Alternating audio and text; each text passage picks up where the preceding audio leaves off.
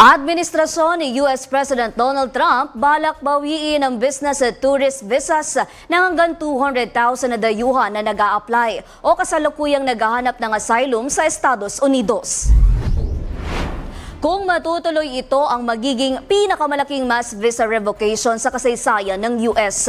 Maaring ipawalang bisa ang mga visa na inilabas mula 2016 hanggang 2026 sa koordinasyon ng State Department at Department of Homeland Security. Tinutukoy dito ang mga dayuhang pumasok sa US bilang tourist business visitor pero kalaunan ay nag-apply ng asylum para manatili ng permanente sa bansa. Sa ilalim ng ikalawang termino ni Trump, mas pinaigting na ng administrasyon ang pagsusuri sa mga visa applicant. Samantala, sinabi ng State Department na patuloy ang proseso at hindi pa tiyak ang eksaktong bilang ng mga visa na tuluyang babawiin.